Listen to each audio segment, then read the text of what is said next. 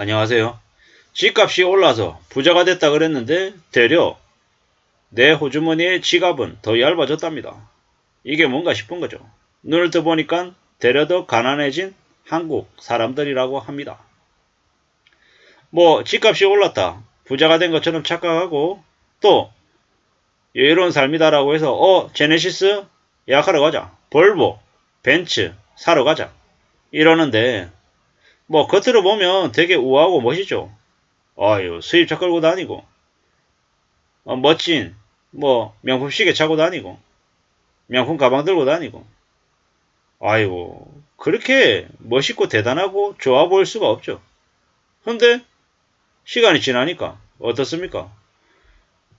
빚으로 이뤄놓은 것들이, 그게 영영 오래 가고, 참, 한심하게 벼락거지로 사는 사람들보다, 내가 타이밍도 잘 맞춰가지고, 집값도 오르고, 집을 여러 채 사놨더니, 집값이 쑥쑥 올라가지고 자산 가치가 70억이니 90억이니 이러니까 되게 삶이 행복하죠. 되게 멋있죠. 야, 나 부자야. 강남에 아파트 하나 가지고 있고 강북에도 뭐 명품 브랜드 아파트 가지고 있고 상가도 하나 가지고 있고 이래저래 막 나는 부동산 부자잖아. 이렇게 얘기했는데 봤더니 어떤 일입니까? 돈이 없는 거죠. 내 손에 남아있는 돈이 없더라는 거죠. 이게 뭔가 싶어서 이렇게 따져보니까 종부세 내라 그래서 종부세 냈어. 은행 이자 더 올라와서 은행 이자 내고 원금 갚으라고 해서 원금 내고 하니까 쓸 돈이 없더라는 거죠. 집은 되게 강남의 아파트 전망이 좋고 멋있는데 돈이 없어가지고 허덕이는 거죠. 이렇게 사는 사람들이 생각보다 많더라는 겁니다. 지난 몇 년 동안 집값이 오른다라고 펌프질을 하니까 거기에 걸려들어서 집을 여러 채 사고 대출도 많이 냈는데 부자가 됐다라고 생각을 했는데 되돌아보니까 이게 뭔가 싶은 거죠. 저도 이제 친구들 이렇게 만나면 친구들이 그러죠. 5년 전, 10년 전, 20년 전하고 비교해보면 최근에 와서는 뭐라 그러냐면 부동산 다 의미 없다 그래요. 왜 그런가 하고 봤더니 돈을 되게 번 것처럼 생각했는데 세금으로 다 뜯기고 이자 내놓으라고 은행에 상납하고 이래저래 삶이 나아지는 게 아니라 삶이 왜 이렇지? 라고 의구심이 들 정도로 되게 안 좋아져 있더라는 겁니다. 좀 더 심하게 얘기하면 무리한 다주택자들이 부채 때문에 언제 어떻게 몰락해도 하나도 이상하지 않을 정도로 상황이 안 좋다라는 겁니다. 문제는 이게 지금 상태가 가장 최악이 아니라 앞으로 더 안 좋은 일들이, 더 우려스러운 일들이 더 기다리고 있다라는 거죠.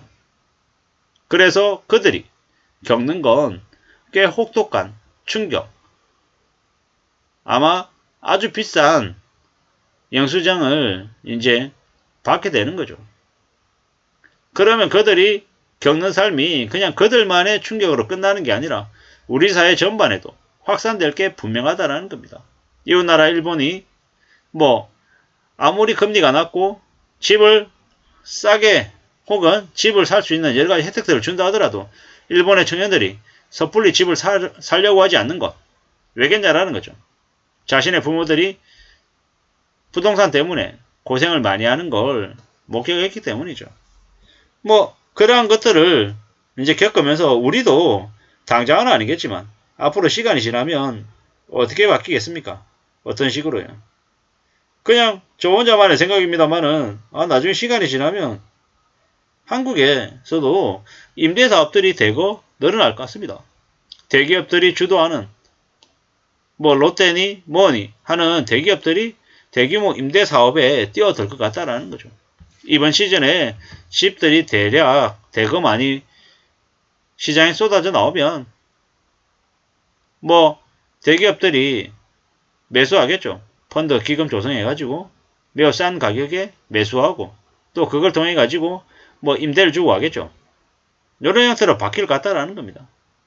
앞으로 집값이 올랐다, 돈 벌었다 이런 얘기들보다는 그 집을 통한 그 부동산 담보 대출 그런 것들을 좀 오랫동안 좀 잘 유지할 수 있냐 없냐, 대출을 내가 감당할 수 있냐 없냐를 좀 더 우선순위로 생각하고 지내야 될 것 같습니다. 그래야지 일상생활을 살아갈 거 아닙니까? 뭐 집값이 나중에 5년 뒤에 10억이 오른대, 7억이 오른대, 이런 말도 중요하지만 당장은 살아내야 되잖아요. 집값이 5년 뒤에 오를지 10년 뒤에 오를지 알 수 없는데 그거 기다리느라고 지금의 일상을 담보 잡는다라는 건 너무 가혹하다라는 겁니다. 뭐 우리네 삶이 어떻게 흘러갈지, 어떤 일들이 벌어질지, 또 어떤 충격에 또 빠질지 사실 계속 봐야 되는 거죠. 살아오면서 많이 무너져 보고 뒤통수 맞아 보고 몰락해 보고 이러면 사람들이 겁이 많아집니다. 좀 보수적으로 바뀌고 완전 확실한 거 아니면은 섣불리 뭔가를 안 하려고 하죠. 이 나라 일본의 청년들이 그런 이유가 그 때문이 아닌가라는 생각이 듭니다. 자신의 부모 세대들이 부동산 때문에 많이 힘들어하고 회사에 충성했지만 회사에서 내몰리는 모습들을 보면서 안 믿는 거죠. 그렇게 바뀌어가더라는 겁니다. 저도 어쩌면 그래서 지금 이렇게 살고 있는 건 아닌가라는 생각이 드는 거죠. 유튜브 영상을 찍어서 올리면 저한테 당신 집 없지? 너 집 사본 적 없지? 뭐 이런저런 얘기들을 합니다. 그렇게 얘기를 하든지 말든지 뭐 괜히 그런데 울컥하거나 할 필요도 없죠. 그들은 그렇게 자존심을 끌어서 울컥하게 만들고 꼬드겨서 집을 사게 만드는 사람들이니까요. 이래저래 뭐 언제 어떻게 어떤 일이 닥칠지 모르는 시국을 지금 현재 살고 있습니다. 무역수입 적자가 13개월째이고 삼성전자의 영업이익이 95%가 날아가고 있다고 하고 SK하이닉스는 마이너스. 뭐 세수는 계속 세수 확보가 줄어든다고 하고